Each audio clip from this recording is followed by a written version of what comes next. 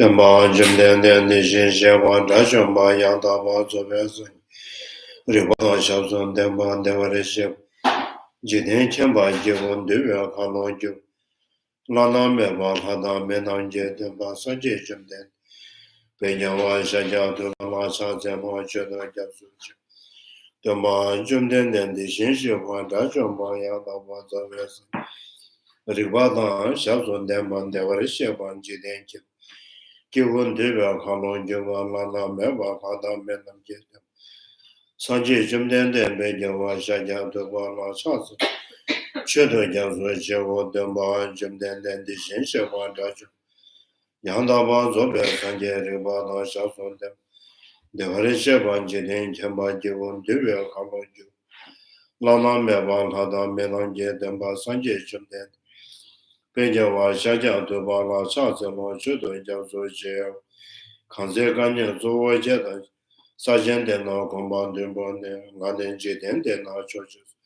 Tezekia Jama Sa, the Mondam Kunga Susa. Yija to Sergio Humbonda, Chavan Jitten, Sumdan Lambe. Gombo Chuni Jama Sa, the Monsenjo Damba Timent. Sendon Java Jama Sa, the Mondure Zeba Suma. Yame Kenjin Jama Sa, the Mongombo to Jejem. Tamje Kemba Dumbabo, Sonoman Danger, Dishinsia Laza, Zemo Tabian de Jato. Giving a son leverage in Judo, the Lumachojo was Shidira Jamaza, Trena Treva Lanya, Lavata Lara, the Shingata by Gindela Yacha, Zemo, Devachi, and Misses. Give up his own Sobaja, Rangi, Senator, the tennis on Jetta. Karmara Rima Meda Jumaseva Chubur, the minimum lot agenda. Dishe Janum de Derada, Sonum Dia, Tom Jessup, Covantum de Jinjan Dadu, the Gada Nada, Chiva Latu, Sivir Zolando, and the show. To the teacher, last one, full understood, completely perfected, fully awakened, perfect in knowledge and good conduct, Sugata and Lord of the world. Supreme God is to retain, teacher of gods and humans, to you the complete and fully awakened one, the blessed one, the glorious conqueror, the subduer of the Shaikh line. I prostrate, make offerings, and go for refuge. To the teacher, the blessed one, the one gone beyond, the full destroyer, the completely perfected, fully awakened being, perfect in knowledge and good conduct, Sugata, the Lord of the world. Supreme guide of beings to retain, teacher of gods and humans, to you the completely and fully awakened one, the blessed one, the glorious conqueror, the subduer of the Shajak line. I prostrate, make offerings, and go for refuge. To the teacher, the blessed one, the one gone beyond, the full destroyer, the completely perfected, fully awakened being, perfect in knowledge and good conduct. Sugata, Lord of the world, supreme guide of beings to retain, teacher of gods and humans, to you the completely and fully awakened one, the blessed one, the glorious conqueror, the subduer of the shattered line. I prostrate in offerings and go for refuge. When O supreme of humans, you were born on this earth, you paced out 7 strides and said, I am supreme in this world. To you who were wise then, I prostrate. With the pure bodies formed supremely pure, the wisdom ocean like golden mountain, fame that blazes in the 3 worlds, winner of the best, to you I prostrate. With the spring sun's face like spotless moon, color like gold, to you I prostrate. You are immaculate, the 3 worlds are not. Incomparably wise one, to you I prostrate. The Savior having great compassion, the teacher having all understanding, the field of merit with qualities like a vast ocean, to you the one gone to dustness I prostrate. The purity which makes one free from attachment, the virtues which frees one from the lower realms, the one path of sublime pure reality, to that Dharma which pacifies I prostrate. Those are liberated and who also show the path to liberation, the holy field qualified with realizations, who are devoted to the moral precepts, to you the sublime community intending virtue, Do not commit any non-virtuous actions. Perform only proper virtuous actions. Subdue your mind thoroughly. This is the teaching of the Buddha.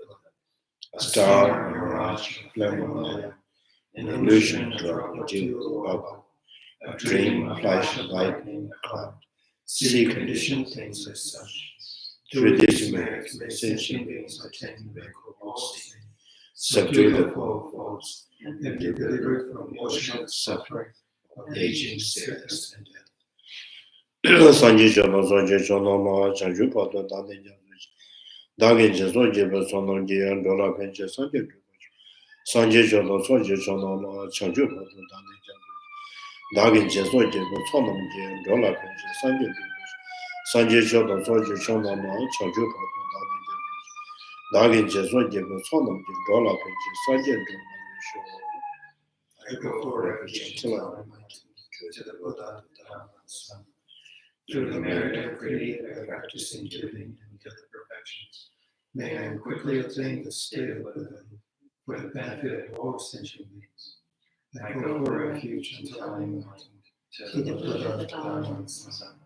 Through the merit I create by practicing giving and the other perfections, may I quickly attain the state of Buddha for the benefit of all sentient beings. I go for refuge until I am enlightened to the Buddha, the Dharma, and the Sangha.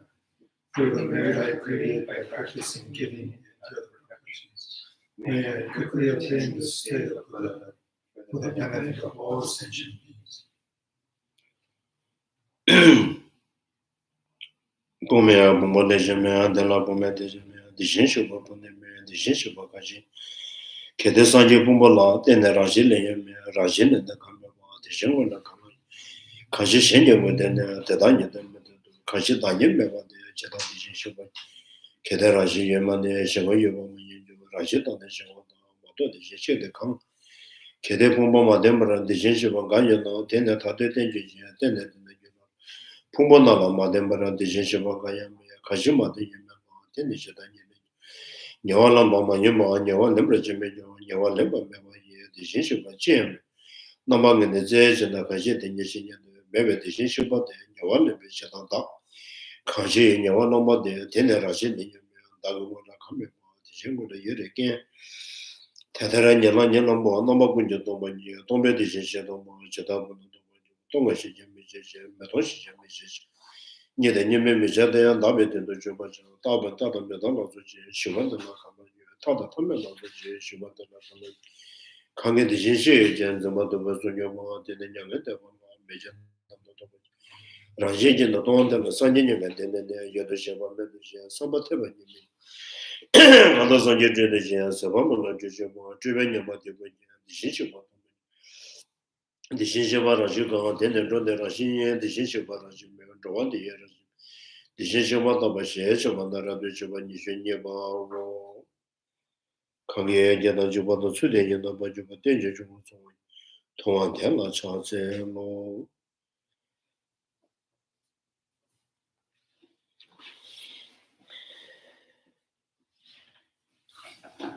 So we are still on the page 209.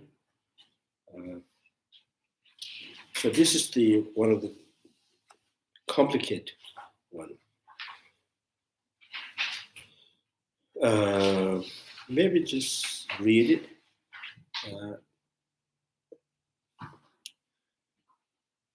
On this last page, it says, here the clear word states, we accept the establishment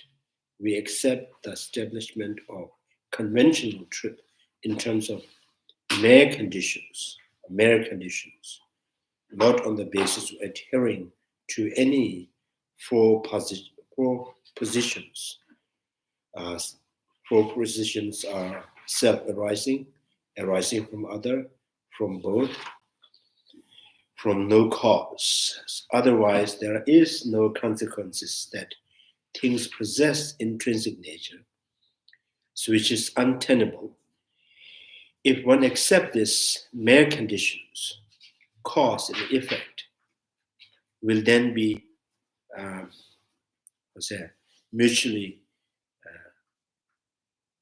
contingent, yeah, and thus will not exist by virtue of an essence. As a result, one will then not speak of things as being endowed with intrinsic natures. So that the point they're trying to make is the, in the Prasangika schools, we only accept the mere conditions. So the mere condition, the mere sounds negating some kind of, so arising, like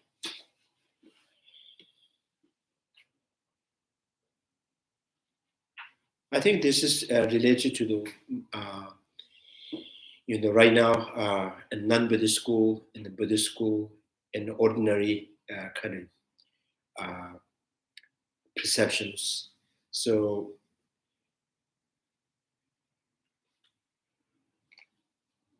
I think it's all kind of, related to the innate desire that everybody is non-Buddhist school or the Buddhist or every sentient beings, including those, without exception, and every sentient being seeking happiness. So that we are trying to find what is the origin of that happiness. So where the happiness coming from? How can we be, how can we experience the pure, sustainable peace? So, and that's kind of, topic for here, the discussions. And then non-Buddhist school,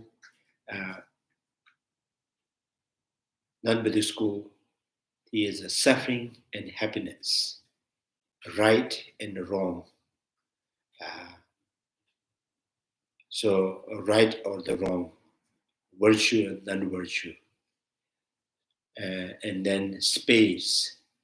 So these are really kind of truly exist out there. Right, wrong is truly exists. So that individual to get to choose the right or wrong. If you go on the wrong way, and they face the consequences, negative consequences, and the right, choosing the right path, and then experience the positive consequences. And then the right and wrong is intrinsically exist. And then and also, if the right and wrong is truly exists, the result of the right and the wrong, the happiness and the suffering also truly exist. Since the suffering is, if the suffering is truly exist means it exists, almost like, you and your table. Table is out there, right? So if the table is causing suffering, and he's still there, right? So it's independent from you. The cause of the suffering is something out there, independent from you. The cause of the happiness is out there, but it being different from you, and that is truly exist. So I think Bodhisattva Buddha is saying, if things really truly exist out there, cause of the suffering and cause of the happiness is something you are the one who get to choose, called happiness and suffering. So you are independent from the cause of the suffering, yourselves independent from the cause of the happiness, and you go after it, right? So if the Buddha, when the Buddha says, if this is really kind of, in that case, so then maybe there is no kind of, you may get temporarily happiness, forever being happiness, or experiencing the pacification of the cause of the suffering is impossible. Right. So here, the right, wrong, mistaken, not mistaken, happy, happiness and suffering. So these are not really not independent from yourself. They themselves not independently exist.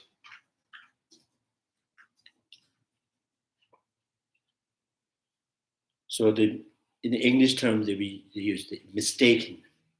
In Tibetan, we say nortul, the two syllable, norba and truba. So norba means like kind of mistakenly choose. Tulo means out of how say Tulo means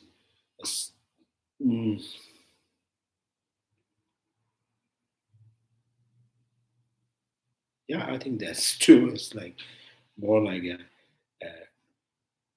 perceptionally mistaken, being mistaken, right? So it's the mistaken with respect to the appearance. That's the true. Mistaken with respect to the appearance is the true one. So tul and nor means, mistaken, mistaken with respect to the appearance. Therefore, you do something that is mistaken.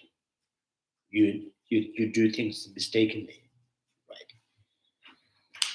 So now, in this case, the mistaken is not in the object. Mistaken is not in the object. You can mistakenly, put the lemon in the milk, so the milk die, right? But the lemon kills milk is not mistaken, right? Snake eats mice is not mistaken. Now the mistaken here is in appearance level and perception level there is mistaken, right? So if the mistaken is within the perceptions, within the mind, so the mistaken is not independent from yourself, is not independent from your mind. So you cannot just point in your objective, this is the mistaken. So, so in this way, right or wrong is not independently exists. Or they themselves not independent, and that is right and wrong is not independent from yourself. So, but still there's your mind can,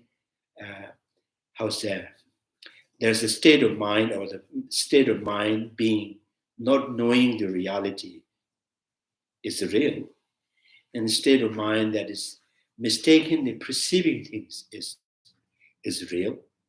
So if and then that misconceptions, misconceiving can be cured, can be changed by generating the right thought, right?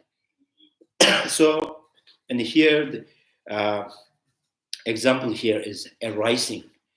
So the arising we all accept, Buddhist, non-Buddhist school, ordinary perception, ordinary world, we all accept there is a arising, the arising of the sprout, arising, coming of something, going to be happening.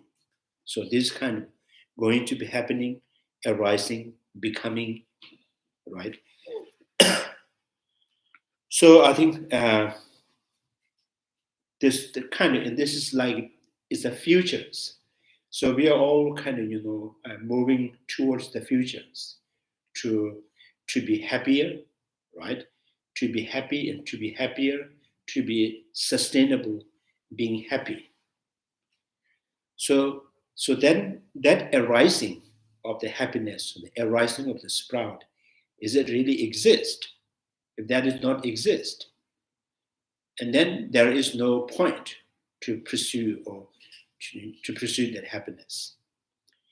So if the arising of the happiness or any kind of arising is existing, and how it exists, is it effect, is a conditional phenomenon, right? First, let's say it is existing or not exist. If that is existing, and then is it result or not result? And then more kind, the more closely we look into the future, and then we come to understand it does not yet exist, not yet result. So not yet result, not yet exist, but it exists. Now the point is not yet exists, we understand. But, and how? If something that not yet exists, how can that be existing? So then this is, so the arising of the sprout is not a reason, not arising from the seed. Arising of the sprout is not arising from the seed. And arising of the sprout is also not arising from the cessation of the seed. Right? So arising of the sprout is not arising from the seed, nor it arising from the disintegration or the cessation of the seed. So then, so that, and then how this arising exists. The arising of the sprout is existing just because of the causes exist, just because of the potential of the causes exist, just because of the potential that is giving rise to the effect it exists. So that's why it's mere conditions. So mere perceptions, mere name, mere condition. So if you try to find the locations where it's located, where it exists, you can find it exists in your mind. It exists in the face of thought.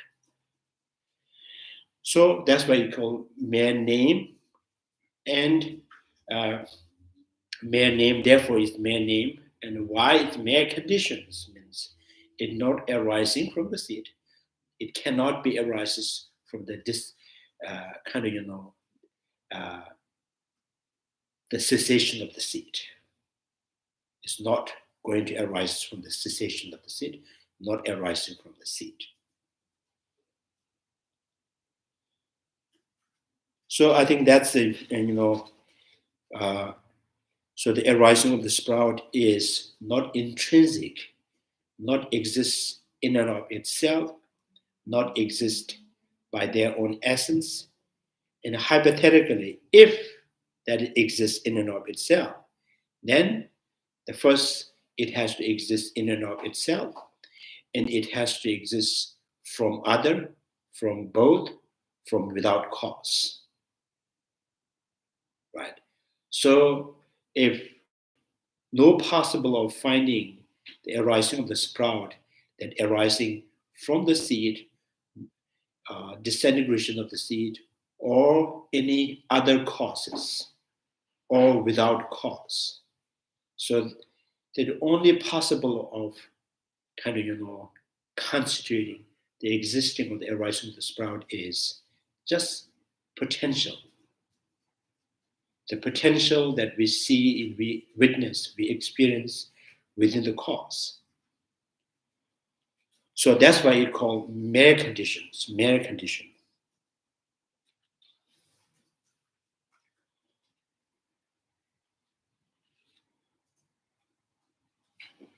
So I think here the difference here is, so Buddha says, this understanding, this realization, mere condition, has the power or the potential to overcome mistaken thoughts, misconceptions.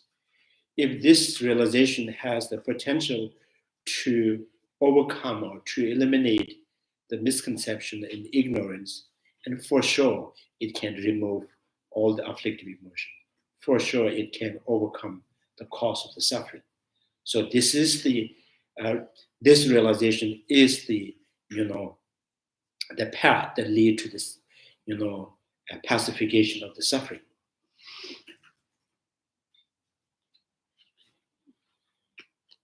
So non-Buddhist school, so this is arising of the sprout is pre-exist within the seed, and sometimes when we refute existing of the arising of the sprout a sprout existing in the seed. And then this is the arising of the sprout by itself is a conditional phenomena. So it may exist before the seed. So then continuously when we kind of trace that, and what they're trying to say is, Bhagavan. So all kind of, the origin of every existing is the Bhagavan. So the Bhagavan is the causal condition for any result, any effect.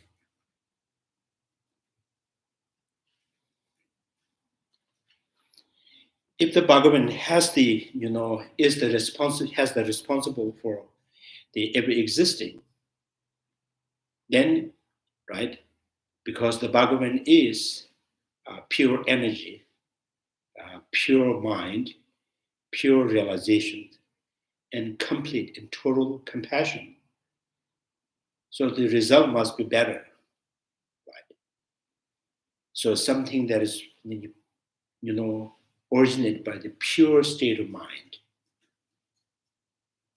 there shouldn't be any suffering. So the Buddha says, cause of the suffering is the afflictive emotions.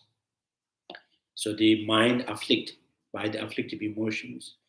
The way the afflictive emotions afflicting the mind is, through misconceiving, by misconceiving, like attachments, independent, attractive, attached, fixated, independent, attractive, and the anger, detached, want to free from the unattractive, the independent phenomena. So the Buddha says there is no true cause of suffering. So this is when your state of mind being mistaken, continuously misconceiving, exaggerating, denying, and that, brings the suffering. So when your mind, happen to be,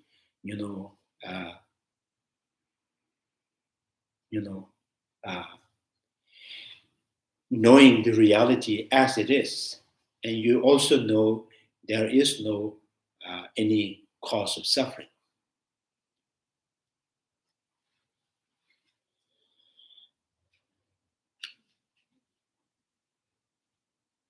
So the intrinsic nature is not exist. Here, the point, if you insist on that intrinsic nature, and then the Bhagavan is intrinsically exist. The pure state of mind is intrinsically exist. And the cause of suffering is intrinsically exist. And yourself is intrinsically, independently exist. So independent from, the body, independent from the feeling, independent from the perceptions, independent from the anger, independent from the attachment. So you are all independent. You and your suffering is like apple and orange. So if you are independent from the suffering and you you experience the suffering, and there is no cure. Because by itself, by your own nature, you are experiencing the suffering. Like the fire by its own nature, there's a function of burning. So the fire, there is no cure to fire to not burn anything. Right.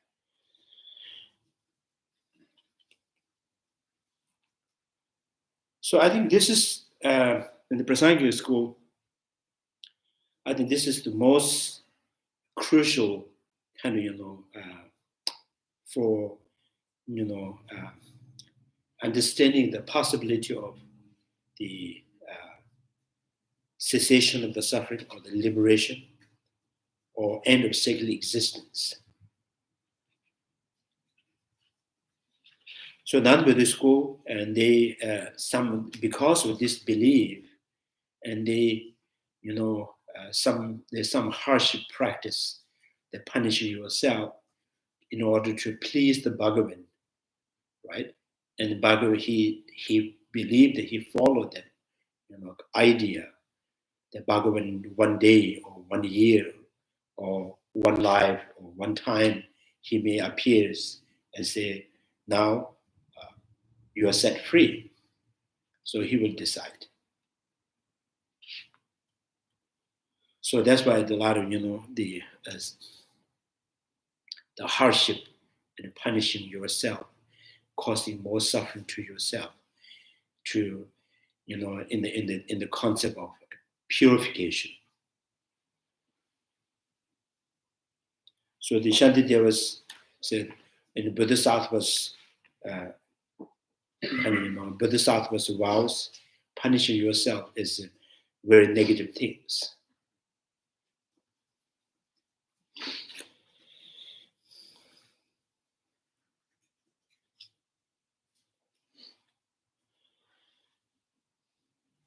So mere conditions, yeah. So mere conditions, mere names. This is the Prasangika constant. Prasangika school constant use this term. Mere conditions, mere names.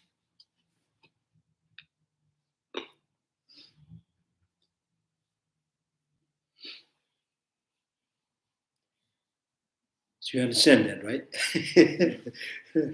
So mere condition means if you try to objectively look for what is that thing is a conditioned, how it being conditioned, and there's no way you can find. But but it dependently, it's undeniably it exists. Right. So I think because of that kind of every sentient means, we agree on that the future exists. The farmers working, working hard in the field for the future, the businessmen, and even the like dog and squirrels. So they try to hide something for future. So so the future exists. So now future is not exist objectively. Future not exists in and of itself. Future is not existing, being conditioned by its cause. Future is not exist, exists right after or after. Future is not born from destruction of the cause. With no cause, the future cannot exist. Right. So if you think the future is existing or it is being arising from the seed, from its own cause, then future has a function by itself. So if the future has its own function, so this is like so future has located in somewhere. It's just waiting for you to reach. Right. So tomorrow is Mondays. The Monday must be somewhere in San Bernardino or Los Angeles, just waiting for you to come. Or if you don't come, he will come to you.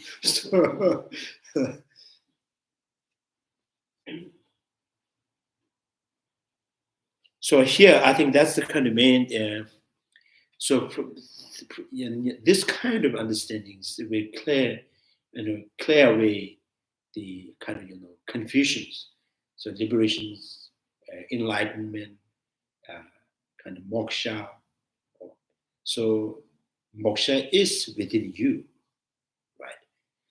So there's a sutra. Manjushri asked the questions to the Buddha. Chi chillers in Tibetan this is chi chill. Timu be sung tsilas. Timu sung tsilas. Why it is called ignorance? And Buddha says, because because it has to be, free from the ignorance, because there is the right, and because there is there's the realization, there's the wisdom that is free from. So therefore, it's called ignorance, right? So not knowing because there is knowledge, right? Something can be known, and right now you're not knowing. You are actively, exaggerating. Right? Therefore, it's ignorance. So, which means from the ignorance we can understand, right? It is not intrinsic. Yes, for the mere condition. So, excuse me, would it be correct to say arising is a mere condition, or the future is a mere condition, or the arising is a mere condition based on something? So all the same, it's just different terms, yeah. The words are different, but it's the same. Arising is mere condition because the future is mere condition. The future is mere condition because anything that arises, not arising, or anything that going to be arises is not arising from the cause, not arising from without cause, not arising from the end of the cause. Is there a specific difference in terms between causes and conditions, or are they more or less the same? Cause and the condition? Causes and conditions. Cause and the conditions, when we use the cause and the conditions, yes, there is the, it comes to the mind like, oh, this happened orderly. First cause and then effect. Mm-hmm. Now, first cause and effect. Now, within that, you have already constructed the chain of this, like seed and sprout. Some kind of, it's orderly exist. So orderly exists, like there are many things.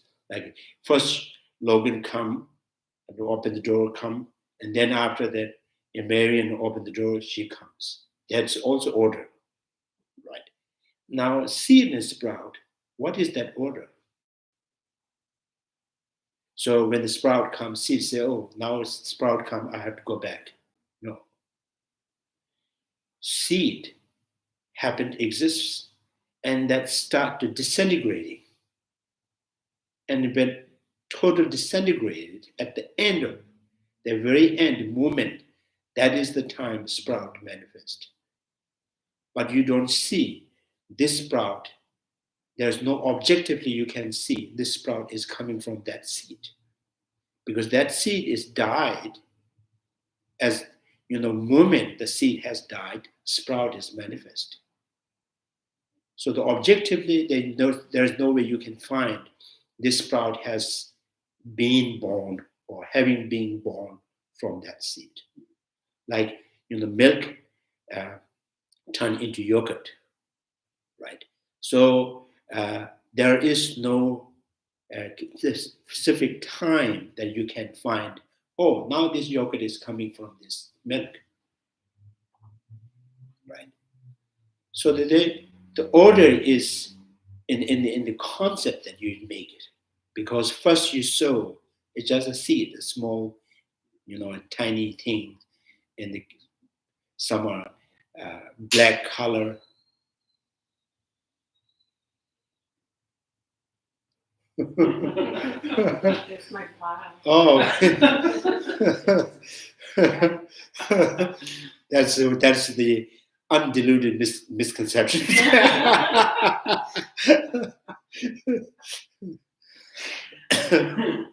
So we say it globally. We can say it is orderly exist, Mhm. but it's not orderly existing like like horse come after the cow. It's not like that. First, the cow came, and then after the horse came, right? And now they are sitting together.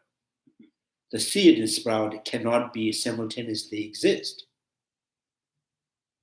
nor they being found to be like different, like apple and orange, horse and cow. And then, so it's never being really simultaneously existing, and they never appear to be like two independent phenomena. And how do you know this is orderly happening? How do you know this sprout has born from? So sprout born from seed is that because you have witnessed the sprout has born from the seed, or you believe, or you are told the sprout born from the seed? So if you say uh, like right now 80-year-old man, do we say 80-year-old man he's born from a 10-year-old boy? Because he is, right, getting older and older, and then he becomes the 80-year-old man. So is he born from, or so do we really think that he's born from the 10-year, 8-year-old boy? If not, and then say the 8-year-old boy is the cause for the becoming 80-year-old man. So if there's a cause, an 80-year-old man is the effect. So why not we say the 80-year-old man is born from the, 8-year-old boy? So if you're really born, so is he the father or is he the mother? So is there any time he become pregnant? so, so if there is no such thing that you can see, but just only the transformations. And then the seed and sprout is also exactly like that, the transformation. Like milk and yogurt is like that, right?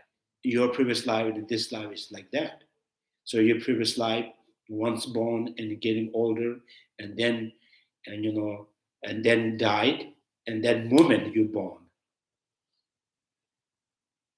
So you are no different from the one who has died, and you are not going to be different from one will be born in next life.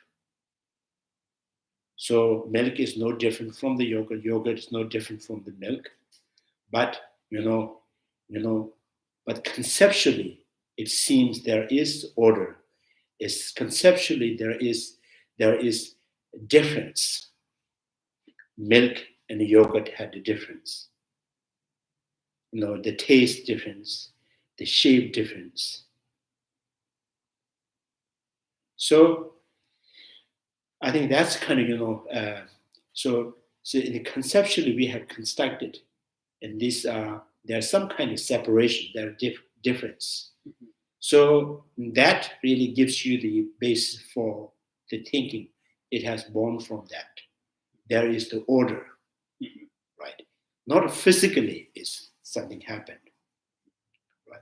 So mere conditions means now they just mere condition. I think in the Tibetan, the Lama Tsongkaphas writings, the mere condition not just is a mere condition with indications. There's an indicating there is a condition. Devasam means there's indication of being born. So what is that thing indicating this sprout has born from the seed? So where do you see this sign Where do you see the sign the sprout is born from? So you have a picture of the seed, and now you see with your eye the sprout has manifest. And then this is in your thought. Now say, oh, before it was tiny seed, now you see it's plant. So conceptually, and making that kind of the birth of the sprout from the seed. So because there are indications of mere conditions, it's indicated mere conditions like that.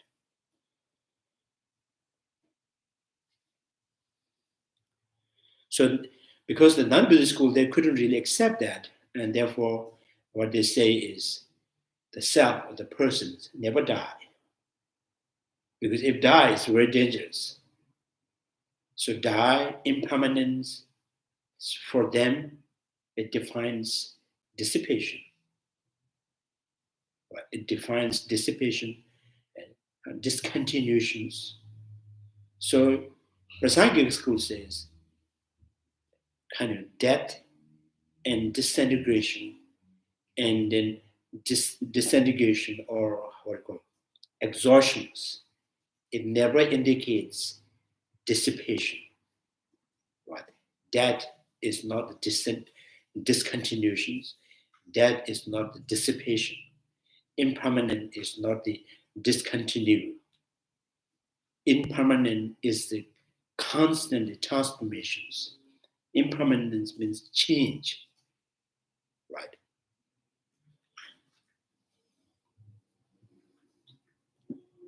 So they really kind of don't understand the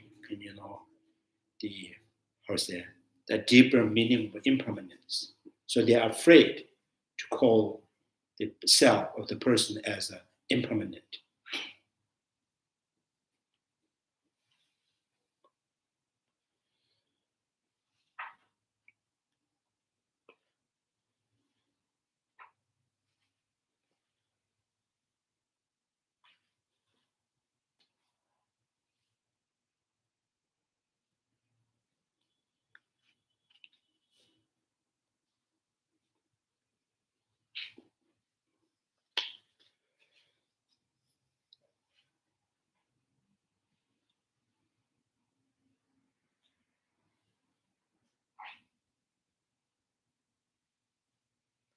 So I think that's the kind of dependent arising of mere conditions. So this is what the Buddha called is an elixir teaching of the Buddha. So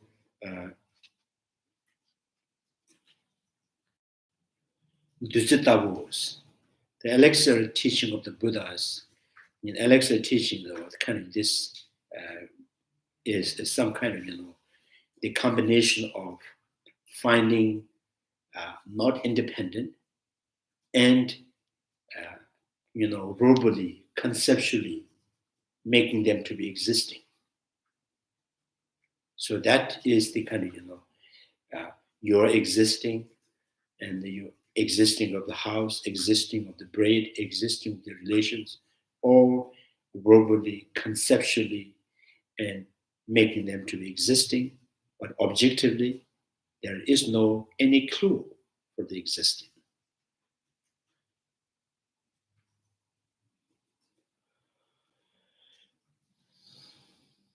So I think this now Chandrakirti is saying, if you understand this, and then you can, you can see the possibility of this kind of nirvana,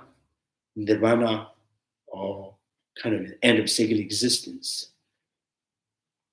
Otherwise, the nirvana and cyclic existing has to be granted by someone, the third person, or the kind of someone who is different from you. So Nagabuddhi says your nirvana is not held by someone, right? So waiting for you to be more suitable to be given. So nirvana is not called by someone. And then how you attain nirvana by completely and totally understanding the nature of the mind. So, which means when the mind when the mind free from every mistaken appearance, mistaken object. So, which means mind when it's kind of see things as it is. So then that's the kind of state of nirvana.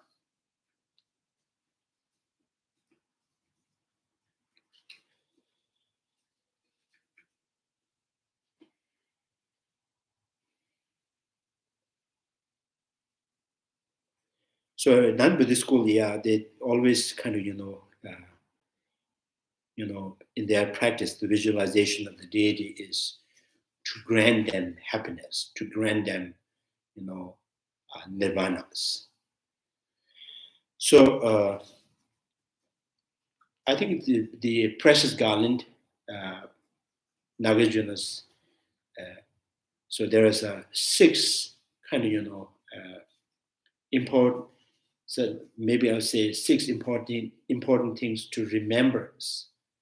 So 3 jewels: remembering the Buddha, Dharma, Sangha, and the generosities. And then there is a Shisha, Don Jesu Chimba.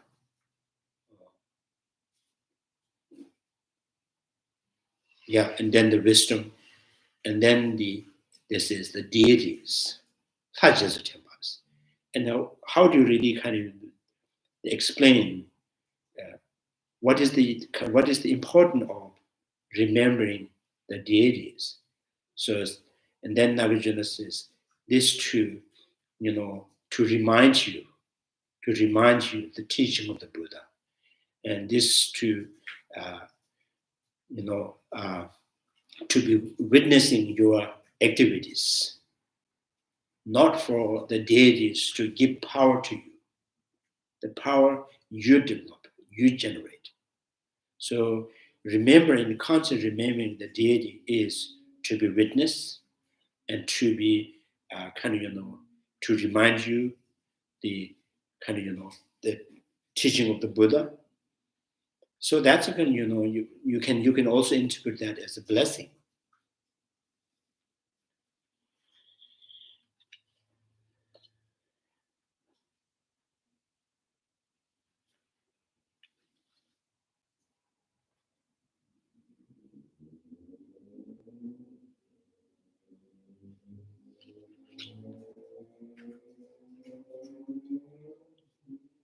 So we have a kind of in Tibet. There's there's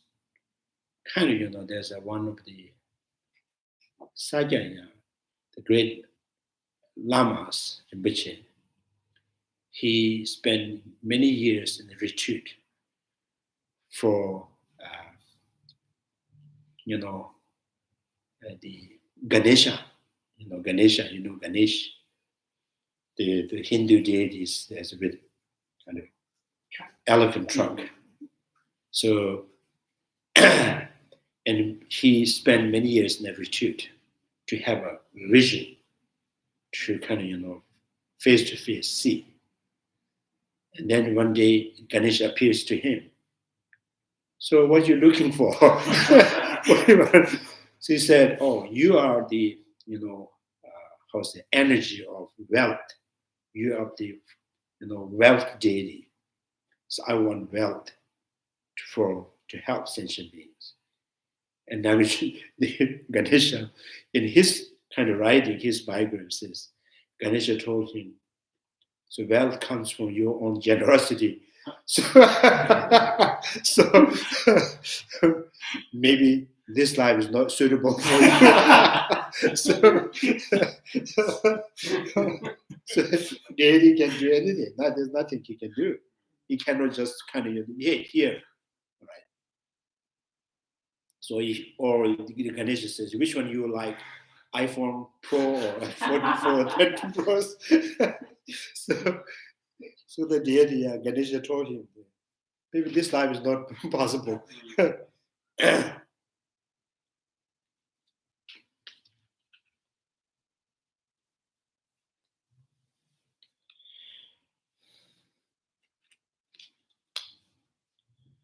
So the continuous reading. In this manner, the Chandrakirti explained distinctions between the kind of arising he does accept, and the kind of arising he does accept, and the kind he does not. Fundamentally, he states that if one accepts arising in terms of four theses, right? Four theses. One then has to speak of things being endowed with intrinsic natures. So Chandrakirti says distinction between the kind of arising he does accept and the kind he does not. I mean, he accepts the conditional phenomena. He accepts the existence of the arising of the sprout, arising of the effect, but he does not accept the arising exists in and of itself, right?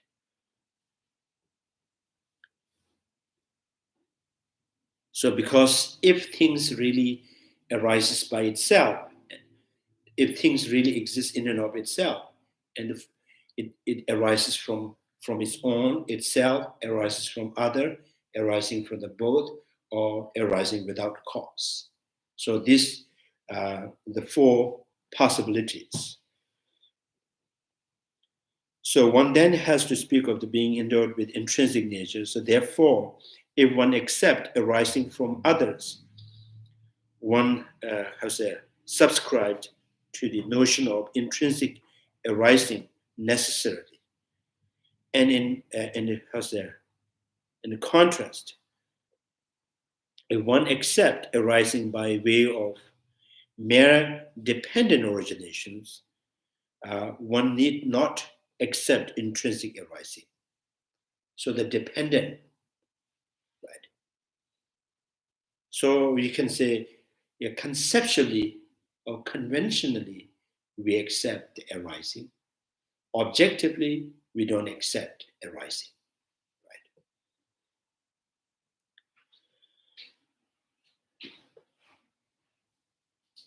Dependent originations. Therefore, the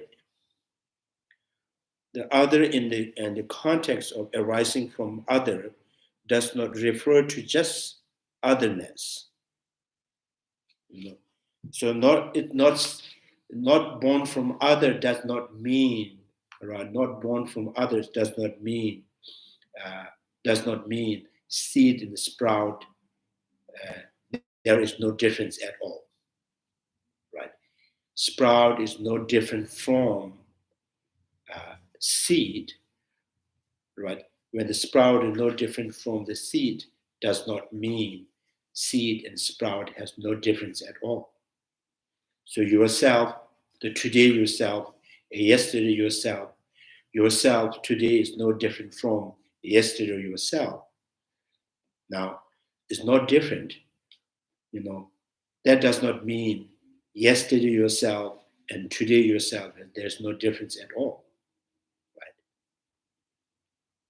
So 1 year older, yes, and last year and this year has a difference of age, difference in wrinkles, right?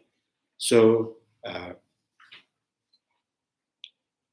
so it's not just not born from other does not mean there is no difference at all. It is intrinsically established others as such extreme,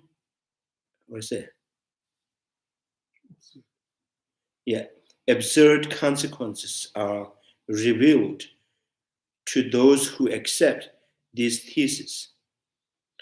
Such consequences are not revealed against accepting mere otherness.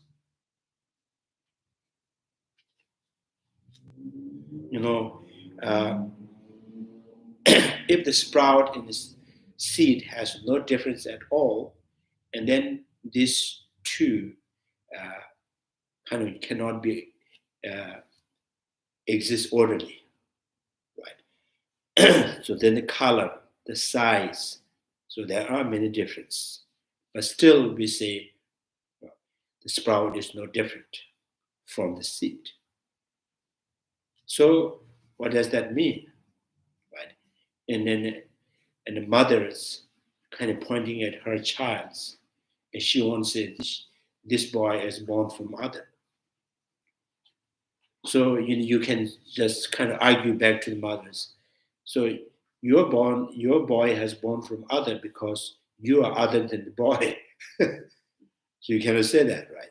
So the kind of the how's that, the idea, the concept of she is not going to accept her child is born from other is, the existing of the child is a part of herself, is from her. So therefore, she won't say this is born from other.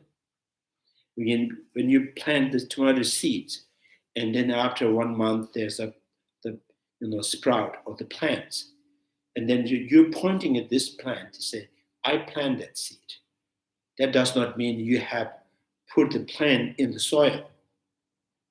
You plant the seed, this happened. So you're just pointing at the plant and say, this I planted.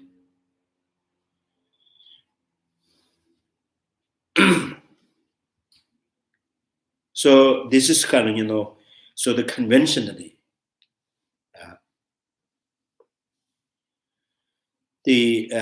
this consequential argument is similar in logical style to the end, logical style to the one, as I found later in the text.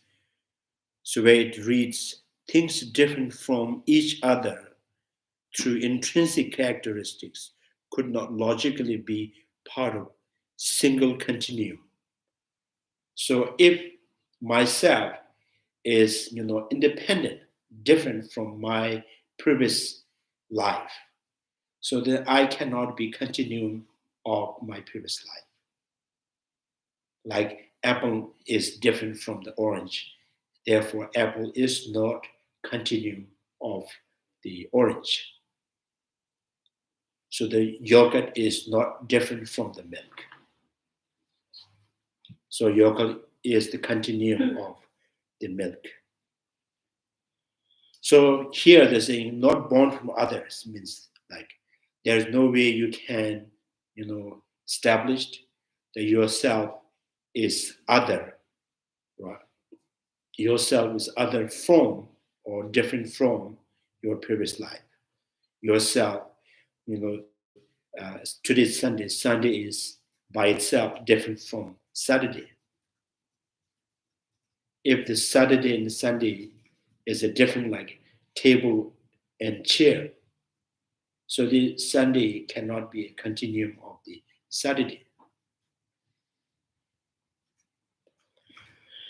Now, now, if you think what is the importance of this kind of the analysis, so the important is, we are seeking for the liberation. What is the liberation?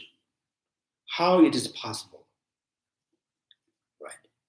To understand that we have to negate intrinsic natures. So without negating intrinsic natures, without revealing the absence of intrinsic nature, there is no way you can understand the kind of the meaning of the liberation. So many times we always think the liberation is some kind of state that is already exists, and we're trying to go there. So I think very often in the middle root of the middle way, saying liberation in the samsaric state is like your like a state of sleeping and state of awakening. It's no different. Right?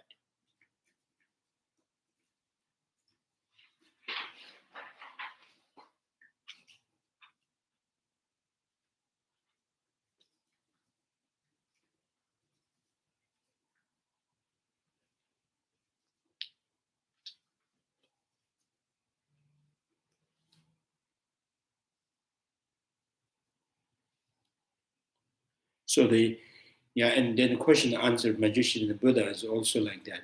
So what is the ignorance? The word itself, it explains what is the meaning of the ignorance. So Buddha did not say it's being not knowing or being confused. Buddha still simply says, ignorance means, too possible of being awake, right? There is very possible of awake. So you are not awake yet. So the ignorance is not like, the delusions, afflictions are not like,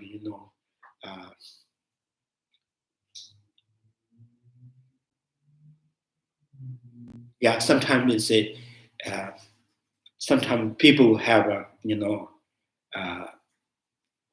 dots kind of in their face, and they try to find the, medicine to cure that. So it's already kind of, you can see the dots on the face. So then you can find some other cream or any medicine, and by applying it, then making it remove. So because this is being different, and you have to find another difference and remove that. So afflictive emotions are not like, a dot on the face. It's a part of state of your mind. It's not independent, right? So the mind, your mind, start to seeing or kind of viewing independent, attractive. Your mind become fixations. When your mind sees independent, solid, unattractive phenomena, your mind gets angry. So anger is not like, different, different dots on different location on your face, right? So here, right? So the anger and attachment, they don't really appears like it's separate from your mind. So, and then when you generate the realization dependent originations, and that is also part of your mind. Your mind is knowing something, your mind is not knowing something, your mind is exaggerating something. It's all your mind. Right?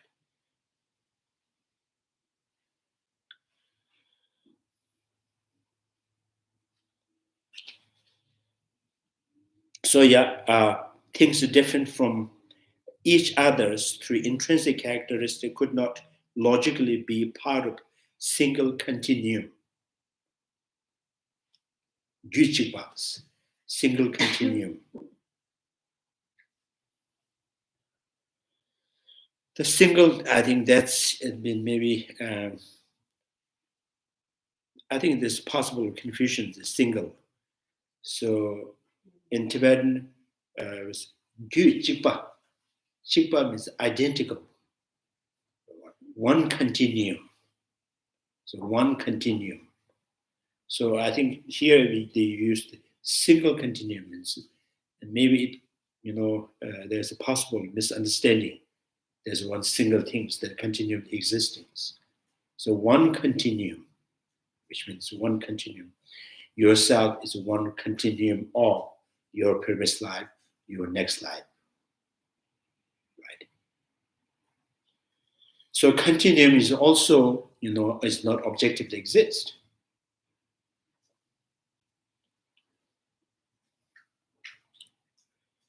So there are, so one continuum there against the assertion that although the earlier and the later temporal state of things are distinct, they share the same continuum.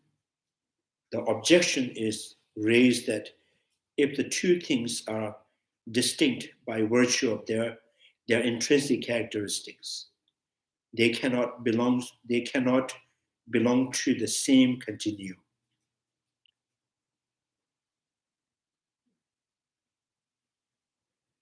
So yeah.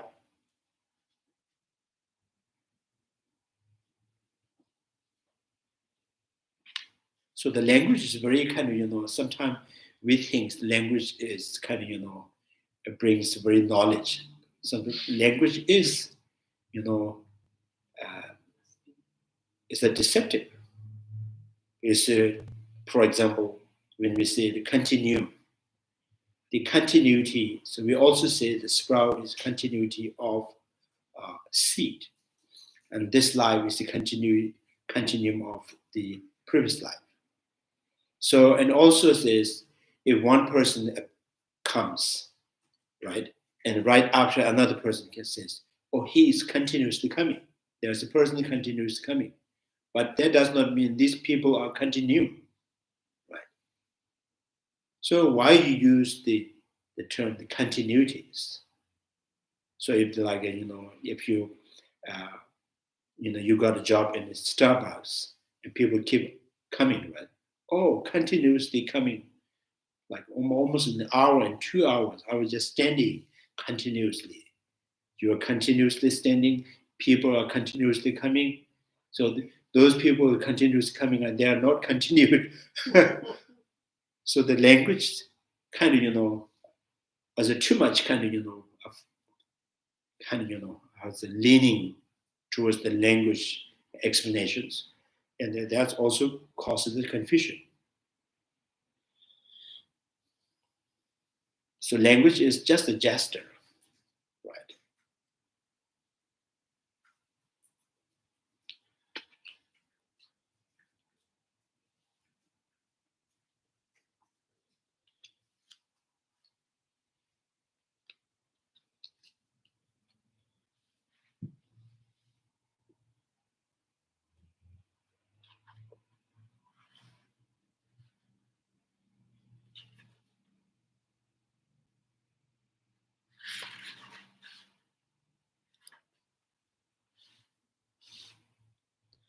So yeah, the virtue of the intrinsic characters in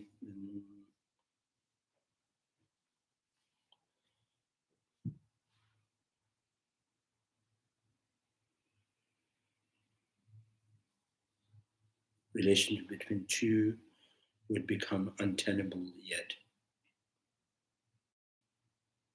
they are totally unrelated. Absurd consequences will ensue. So the cause in effect, yeah, when the particular cause produces its effect, it should produce all others that are not its effects as well. So if this barley seed and sprout, so different, or barley seed is different from the barley sprout is different from barley seed, but still, if the barley seed produces the barley sprout, and then the question is, why not it produce the rice sprout?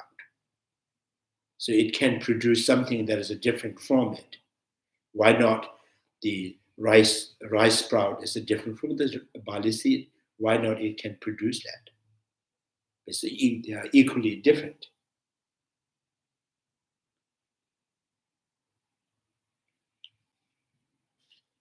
So this is like, if the mother of the cat give birth the puppy, so why not, Lhasa also, why not the kind of, other dogs, right? Why not it can give birth squirrel? Because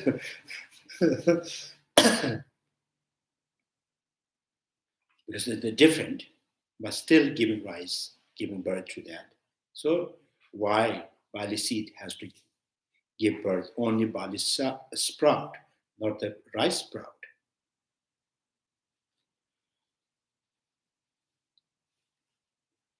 So I think that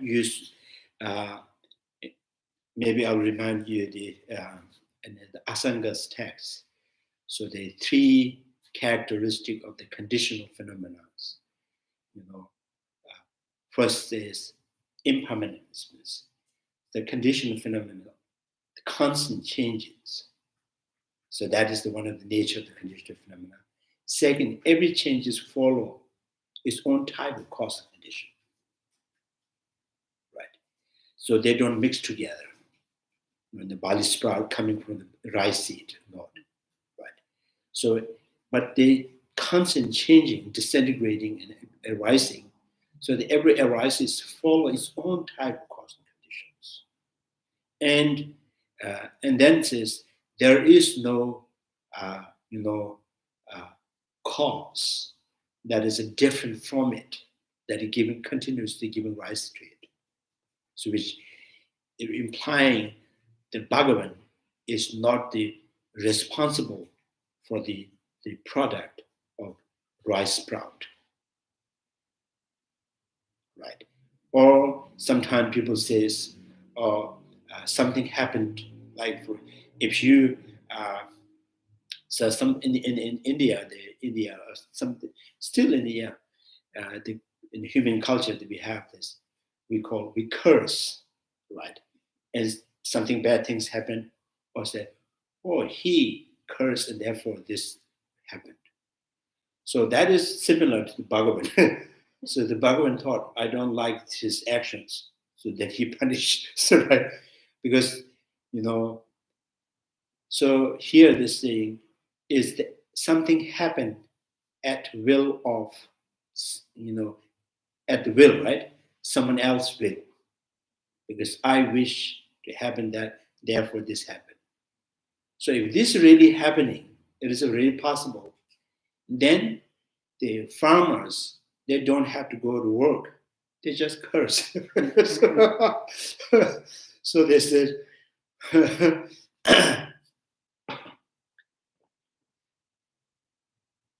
so, or they can just wish something. Or I wish we have a good harvest. I wish I have a good really market this year. Right? Just by saying it, just thinking about it. So this is not going to happen. And things are constantly changing. And that change, every change follows its own type of cause and condition.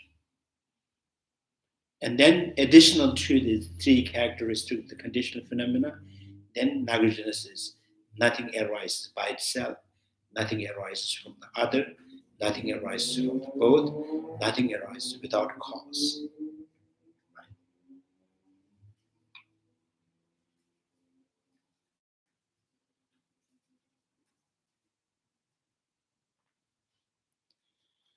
So this same kind of in the Vasubandhu text is saying, so if there is no third condition, like something happened, someone else, wish, but just simply by wishing it. Then the question in the Vasubandhu text is, so how about, when someone in your family pass away and you're doing the dedications, how that person can receive this kind of dedication, how merit. So the Vasubandhu says, oh, this because of their relations, because of the wealth, they kind of, what calls it?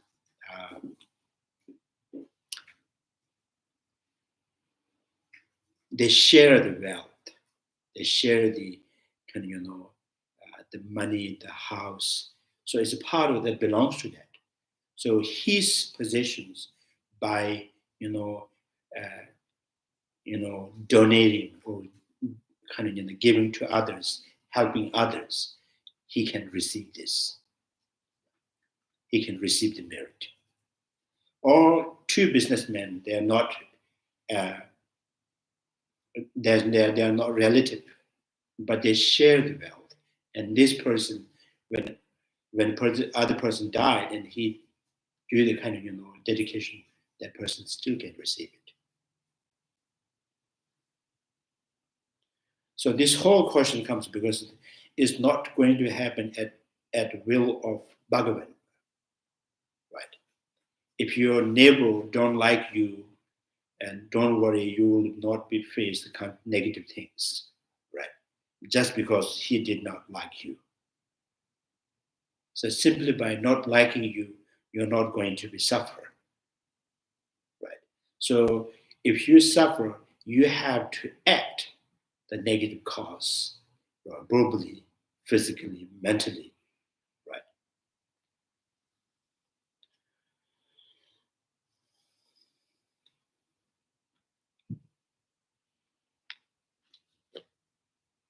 So the law and cause and effect,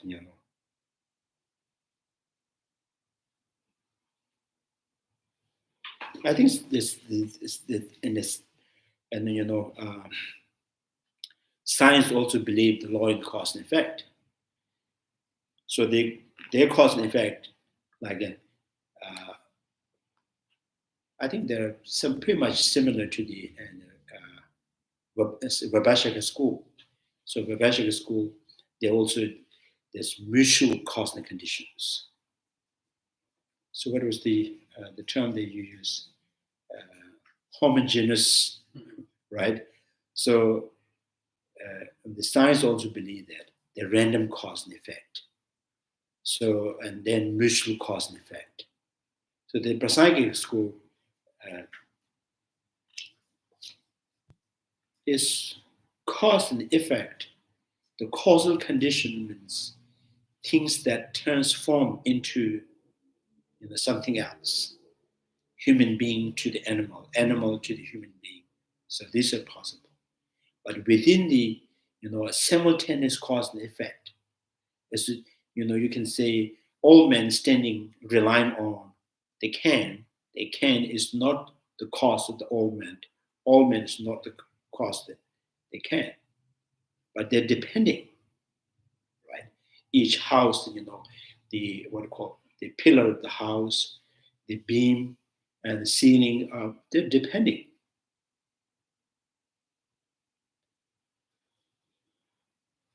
So yeah, Prasangika school, the cause and effect means four, and the four conditions: causal condition, objective condition, immediate preceding conditions, and then the ruling condition or the dominant conditions.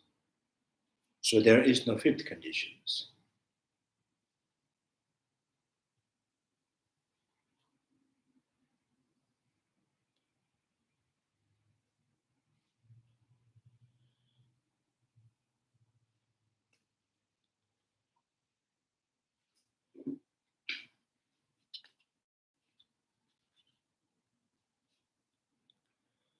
But sometimes it's they are in the scientifically or some evidence they say the constant breathing in and out is the condition to keep the heat in the body.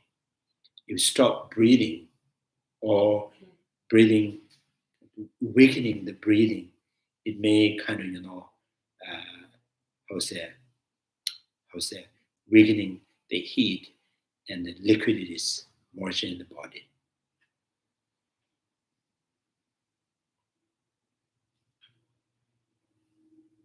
So and also if you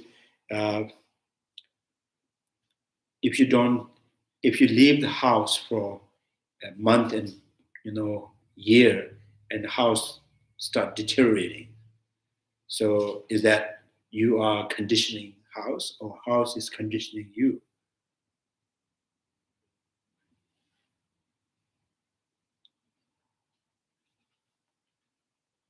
So in that case, the space is conditioning you. You are conditioning space because without space and weather and all, we are all causing a condition.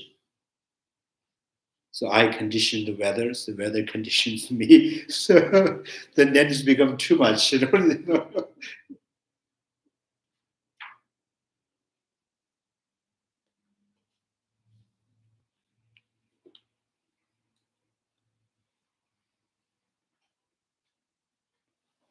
In Dharamsala in the winter, there's in Tibetan, there's Tibetan families, they have a kind of, what do you call it?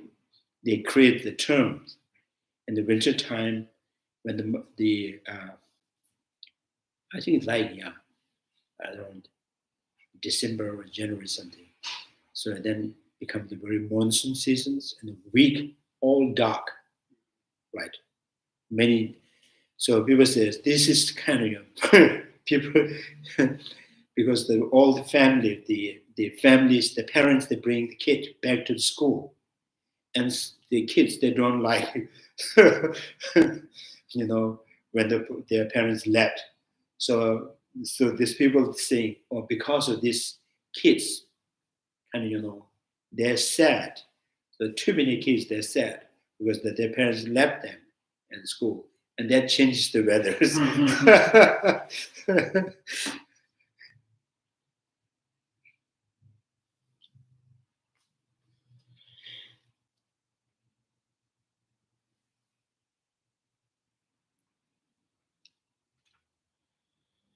So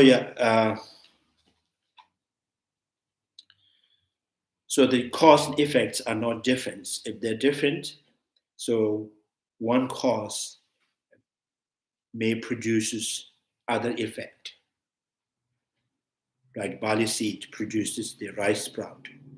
The reason some people do not understand this type of reasoning, as explained above, is because they fail to clearly differentiate what exactly is to be negated in delineating, right, the object of negations. On the one hand, from what is it minimal standpoint are to be accepted in the presentation of the dependent originations. So when engaged in the refutations, the object of negations recall what was said above concerning the criterion of what is to be negated. So the negation element is, I think this generally is a problem, because when we say Buddhists, when we say negating kind of an intrinsic self, so some people think, oh, Buddhists don't accept the self. So we are negating the self intrinsically. We are not refuting or denying the existing of the self, right? So in the similar way, when we negate or refute the Bhagavan is the cause of everything, we are not denying the existing of the Bhagavan.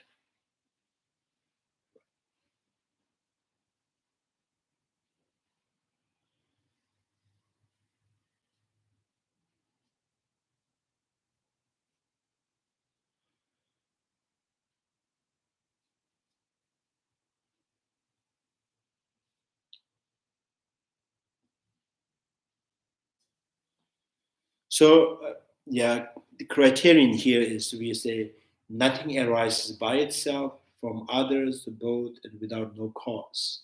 So this kind of clearly, the it indicates what you are negating. You are negating intrinsic arising. You are not negating or refuting existing in general or arising in general.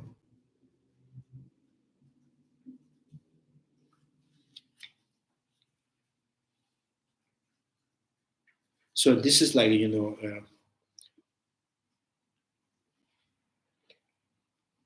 so the self or the person is not existing as identical with the aggregates, no different from the aggregates, is not finding the self in the way being identical with the body, and the way is being different from the aggregates. So, and this is like, when you kind of lost the cow and you look to a certain place and you're not finding it. So not finding the cow in this particular location is not a denying the existence of cow, right? So cow is not found in this place. Say the self of the person is not found as identical with aggregates. Self of the person is not found as being different from the aggregates, right? So this is not denying or it is not annihilating the existing of the self, the person. So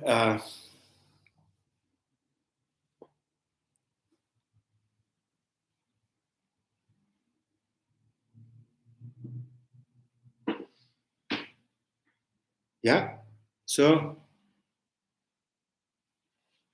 I think main point is to see the possibility of the liberations. So liberation means freedom. Freedom means, freedom means, not yet free. Not yet free means cyclic existence. Cyclic existence means cyclic existence means yourself and your mind and confuses or not knowing the reality as it is, and not just simply remaining not knowing, actively exaggerating. So that state is called cyclic existing or samsara.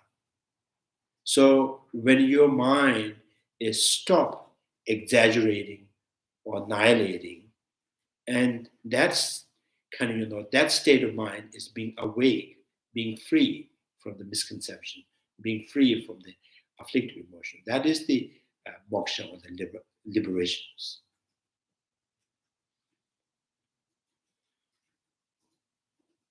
So, which means there is no truly existing as an afflictive emotion to be abandoned. There is no suffering that truly exists by itself, and we have to be abandoned. So Buddha says, I did not teach us things that already exist as a suffering to abandon. I did not teach us there's the path that already exists. Now you have to, you have to go on this path. So I did not teach us the path that already exists, the suffering that truly exists, right? There is the liberations that are pre-existing and you are trying to attain or achieve.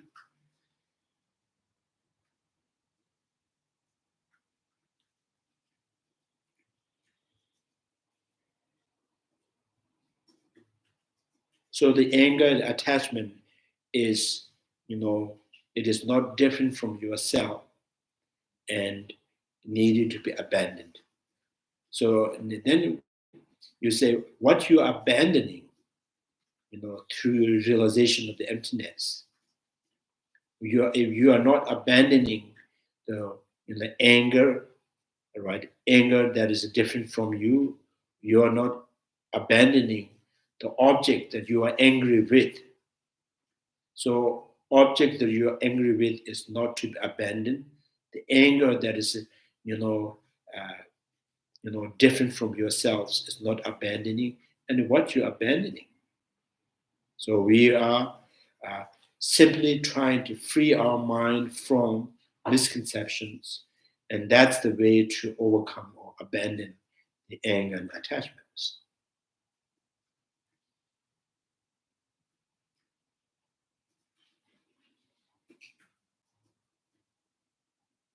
So when we try to when you try to,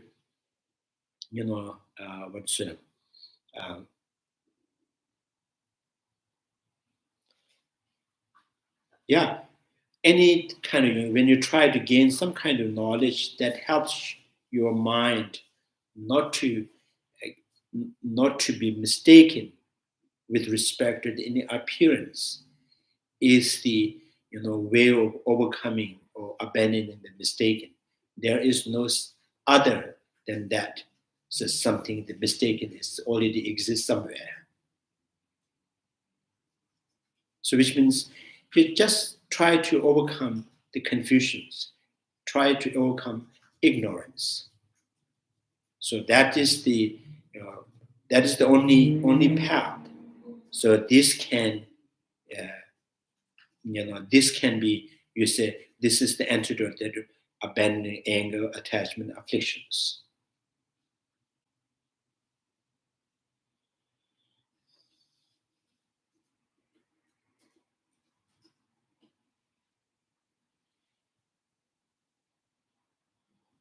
Any questions?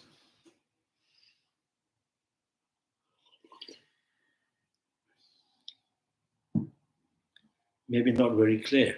Yeah. So I think the main problem is kind of believing in intrinsic nature.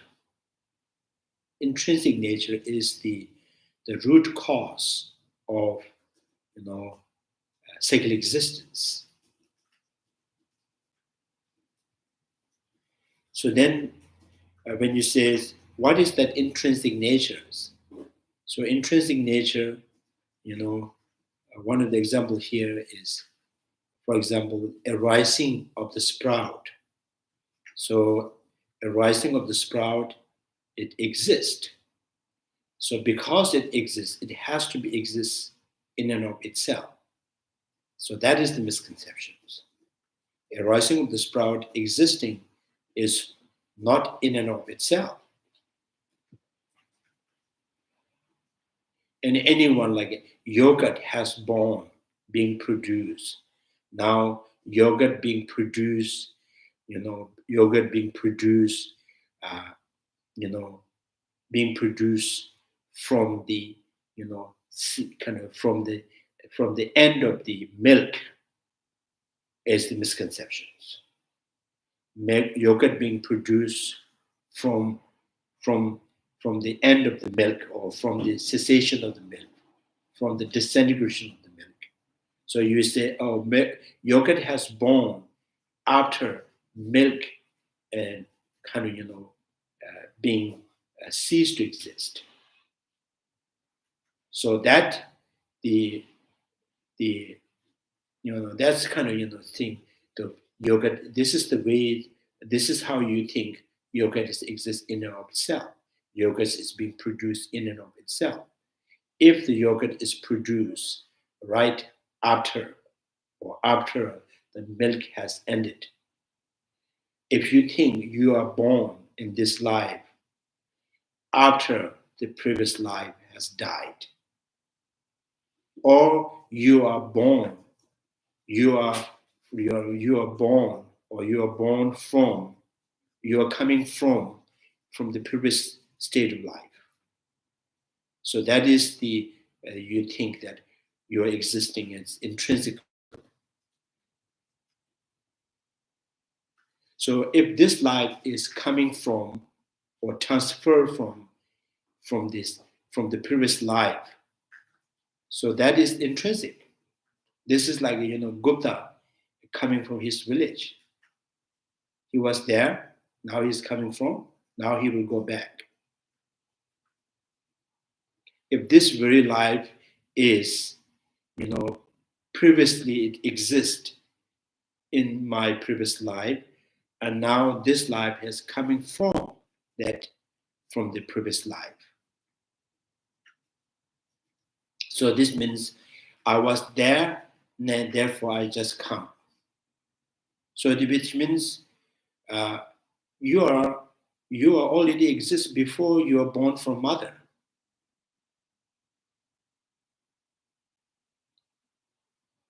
So that, the idea is very kind of innately kind of rooted in our mind. So that's called misconception.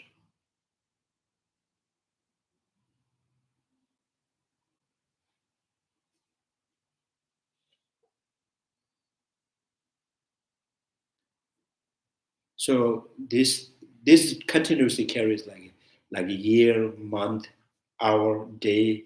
So you think of the day, the Tuesday or Sunday, or there's a day is existing with each hour, right? So day is existing with each hour means day kind of so continuously existing without being disintegrated from the morning to the midnight. If there is some kind of day that existing, with each hour, so that means the day is intrinsic. So day exists in of itself. Like a teachers, standing with each student. Or this teacher is standing, he was standing with this student. Now he's moved to another student who is standing with that. In this way, there is some kind of day that is different from hours. It stays with each hour. Each hour is kind of exhaust, and then day they move to another hour. That hour is finished, and day moves to another hours. So this is like a teacher standing with each student.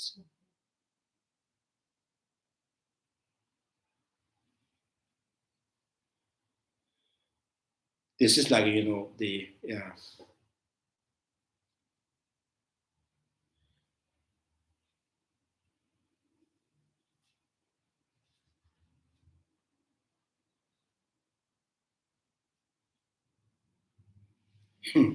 something marriage ceremony.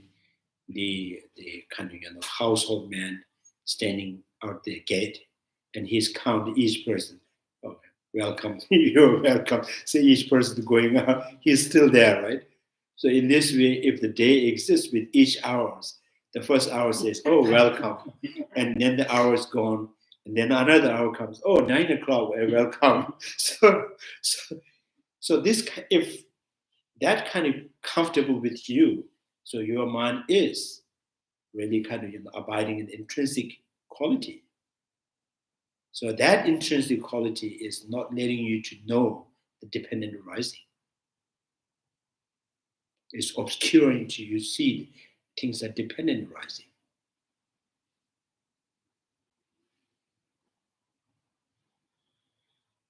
So a minute and also a shaking hand with each seconds, just passing, seconds are passing. The hour is like that, and day is like that, the year is like that. So there's independent year, independent day, independent hour, independent minute. So why not? You are independent, right?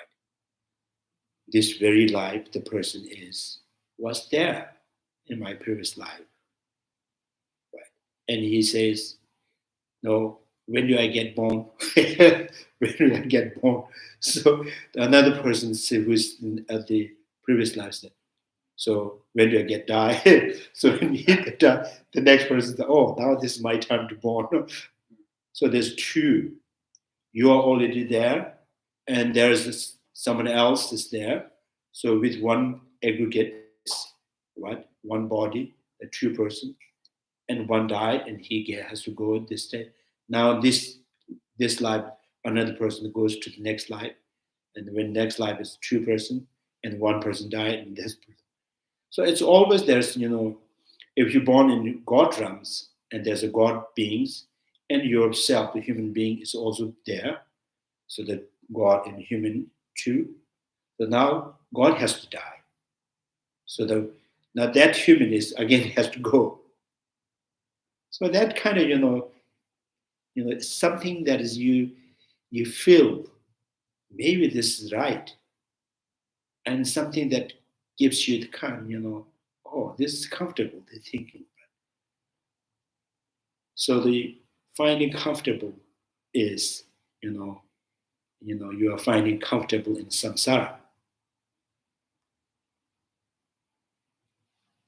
So the every comfort zone is no one likes their kind of love their comfort zone. They stays in the comfort zone because of the fear. But if change, what happened? So I get abused, I get beat up, but I'm afraid to go other place.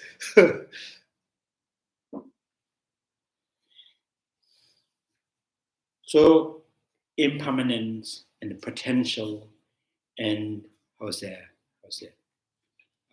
Your members and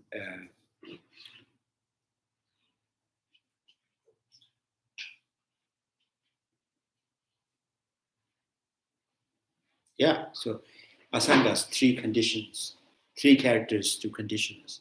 Everything is changing, and every changes follow its own type of cause condition, and there is no cause that is different from the effect.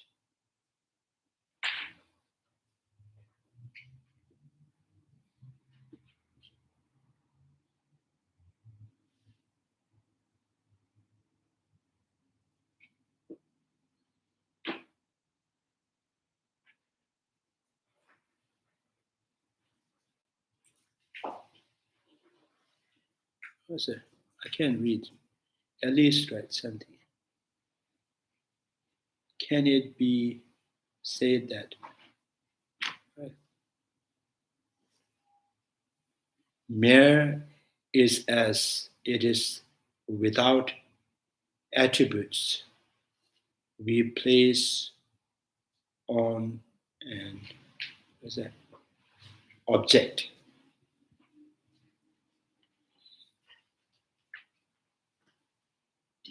Without attribute. Yeah, some kind, mere, and the term that we in Tibetan is some. Mere means, so it's kind of, it exists. You just accept with that. Don't go beyond that. Don't try to attribute more beyond that, right? So don't try to locate and find the locatable. So, like for example, the coming of the Monday. So from the Sunday, the coming of the Monday. The coming of the Monday, you just merely accept as it appears to the mind, right? If you go a little beyond that, the coming of the Monday is existing in the future. So it's already been born in the futures. Now, right, when the today ceased, and then we will be in the futures. So this is like, you are at the Los Angeles airport, then I'm just going, and then I get to see you. Right? So that's the independent phenomena. Is the future is already places in somewhere. If the future is already basis, kind of, objectively grounded in somewhere. So that is, that's kind of, you're trying to find the location for the idea of the coming of the Monday. So coming of the Monday is not yet born, therefore it is the futures. And how can it be located? How can it be objectively grounded somewhere? So do not attribute more than that, right? And coming of the Monday is what is the reason to accept the coming of the Mondays exist? Because today is disintegrating, it's going towards the end. So that is the reason the coming of the Mondays exist. That's the only reason.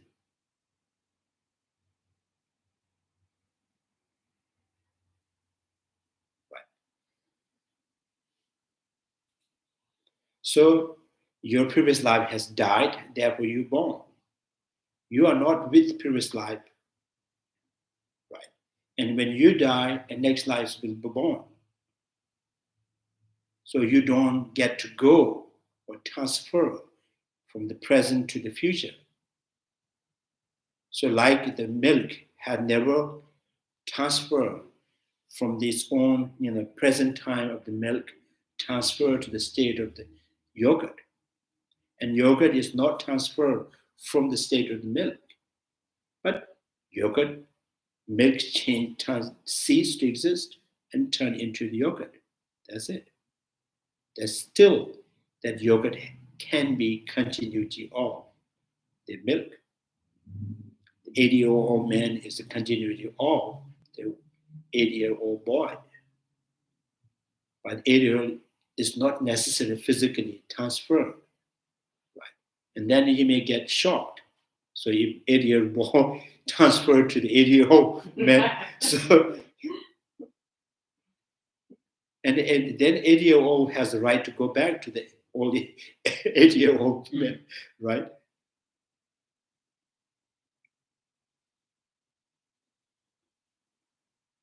In the movie, they time travel. So they go to the present, goes to the futures, and the future, from the future comes to the present. That's the Vaibhashika school, understanding of the three times. Vaibhashika school, the three times is solid, truly exists, substantially exists. This is like a three ball. You first play with one ball and move side, a second play with the second ball, and then moves another side, and then third ball. So while you're playing with third balls, the first and second is still there. So the virtues, that's why if three balls not there, how can you see simultaneously three balls? How can Buddha see 3 times simultaneously?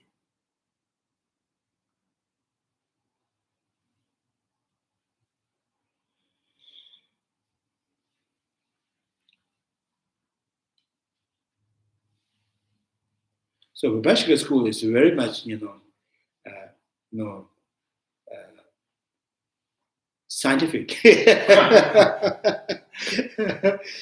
Scientific because it's just, kind of their intelligence could not really go beyond the physical. So every intelligence stuck with physicals. So if the intelligence goes beyond the physicals, so that is the kind of noble eye.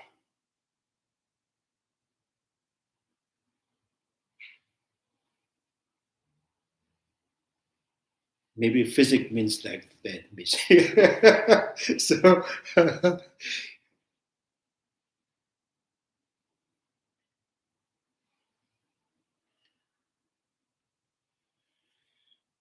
so I think the main point is trying to understand Dharma.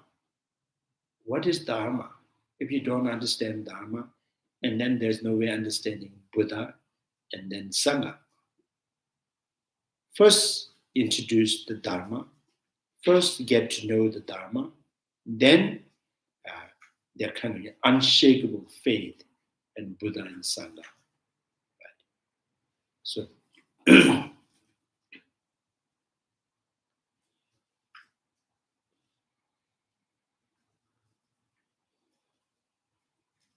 so when we recite Buddham Sharanam Gacchami, Dhammam Sharanam Gacchami, Sangham Sharanam Gacchami, but historically, in the public eye, Buddha comes first, right, on this earth. Then he teaches the Dharma. Then the followers, noble beings, to follow by his teaching. But for the individual, first we get to know Dharma. Then we understand the Buddha and we understand the Sangha. Right? So individual, Dharma first. Historically, Buddha first. Right? So we are all trying this whole, Nagarjuna's chapters and all this, Lama Tsongkapha's commentaries is trying to establish, trying to convince us what Dharma is.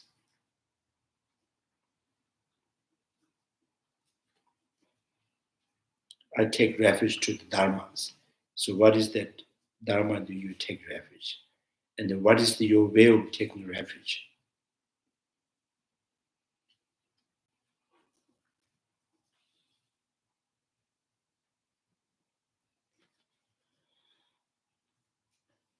So the non-Buddhist school refuge means we kind of rely on the Bhagavans and by pleasing the Bhagavan, by requesting the Bhagavan, by calling the Bhagavan. And so this is how they take to be gain liberation, moksha. So here taking refuge Dharma means, we take refuge Dharma means, is a pure faith, unshakable faith, right? So,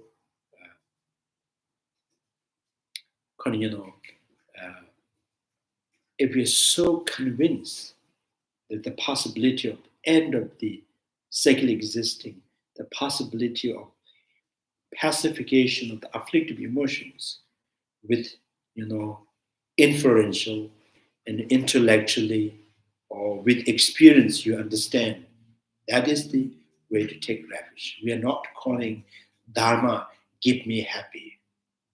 Right?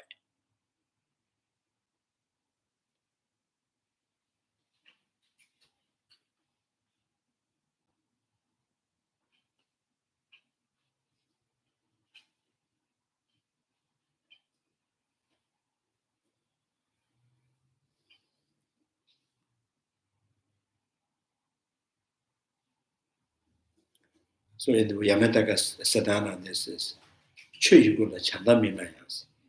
The cessation of afflictive emotions by itself, the end of no afflictive emotions, or end of afflictive emotion, or the pacification of afflictive emotions, just by the characteristic of it, has no compassion to you, and no, chamba the down, no angry, no dislike you, no attached to you.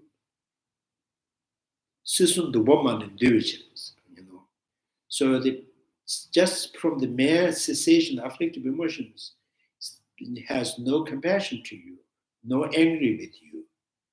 But why? But for example, everybody, the businessman is going after money and wealth. Is money really care for you, or money has love to you, or money has any kind of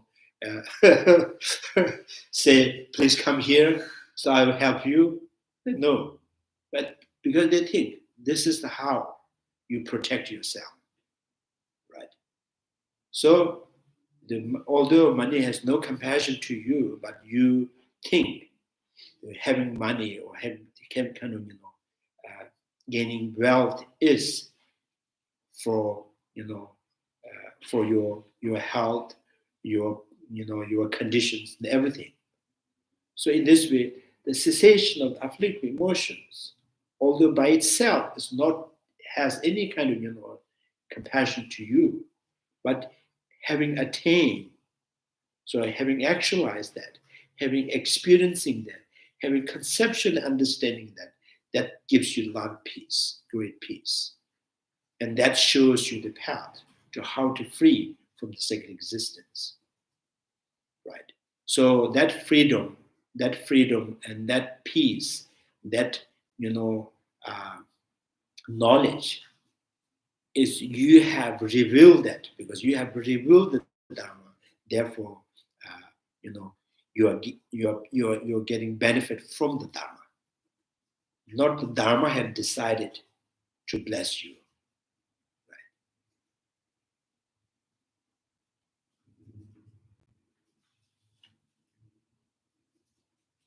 So everything that you cherish is not necessarily the thing has some kind of kind to you, right?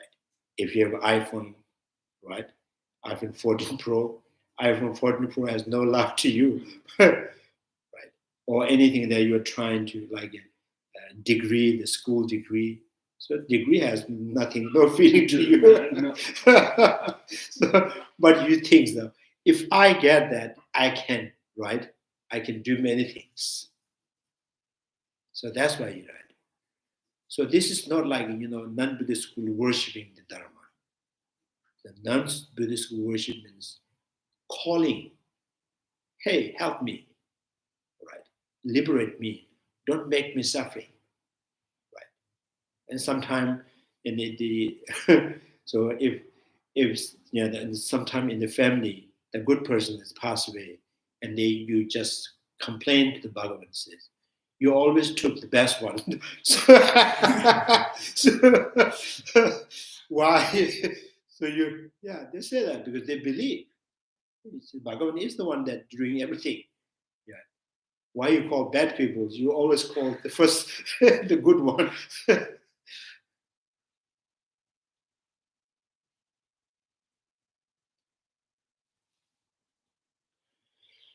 But by refuting that, and there's a tradition in old time, in India, Nalendas, when you negate the other's point of view with very,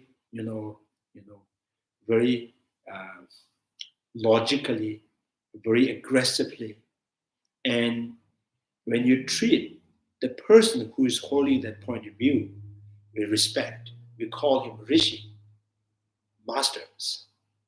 So that, the traditions, the culture in India, that's really, really important. We respect the person and we disagree with his point of view. Right? So more you disagree with, and you also show, as well as the respect to the person. even the Charvaka masters, and there's a traditionally they call masters, rishi, or guru, or something like Charvakas who's, they deny previous life, next life, no law and karma. So still we kind of, treat him as he's the knowledgeable person. Because he tried to think, right?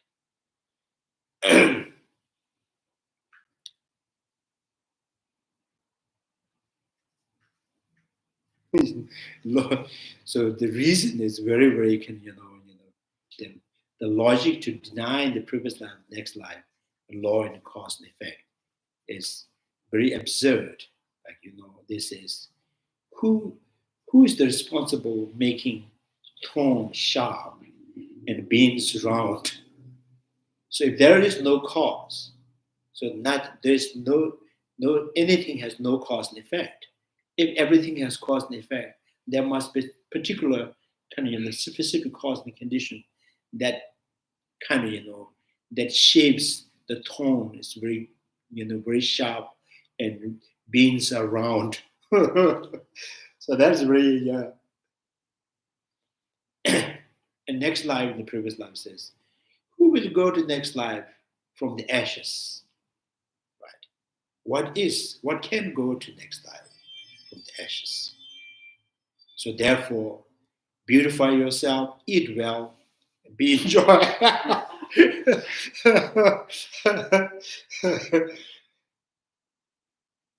So some Indian Rasa says, and Charvaka, but it says the Charvaka. I heard some Rasa says, and the Charvaka writing says, drink and until you fell. So that's your enjoyment.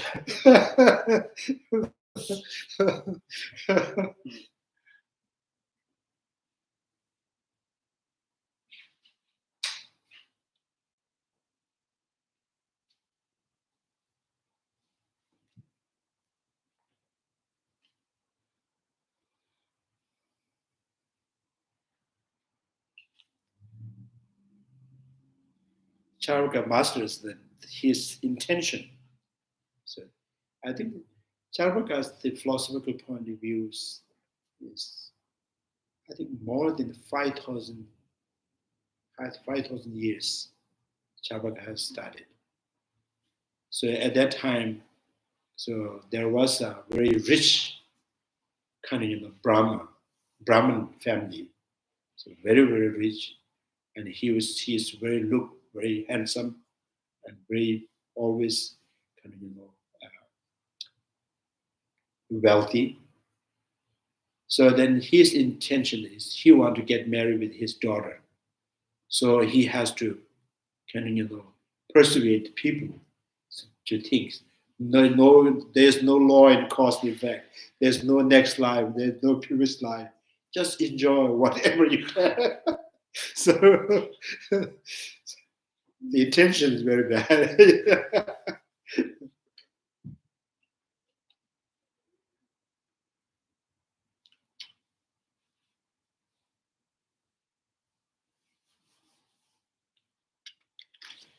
Yeah.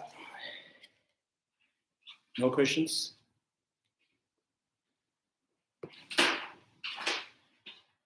Chanju Simjo Rinpoche, Majeba Nageji, Keba Nyamba, Mevanya, Kondo, Pevers, Tonya Dawa Rinpoche, Majeba Nageji, Keba Nyamba, Mevanya, Kondo, Pevers, Pama Simjan Tamjan, Data Dinjuji, Nendo Tamja Data Pong, Chanju Simba, Kanda Sushi, Tada Kunja, Molon Dukjiruji, Karera Webo Veshima, Panda, the Woman, Jovane, Cheresava, Dinzi Jazo, Yeshaba, Sedeva, the Dinjuji. May the precious holy mind have yet more horizon grow. May that Lord have no decline or increase forevermore. May the precious mind realizing emptiness not yet born horizon grow.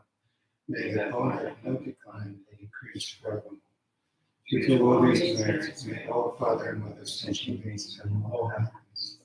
May all lower realms be empty forever. Wherever there are Bodhisattvas, may all their prayer appears to accomplish immediately. in the secret lands of the personal mountains. You are the source of all benefit and happiness. O powerful Chandrakirti, remain in this world until samsara ends. Thank you very much.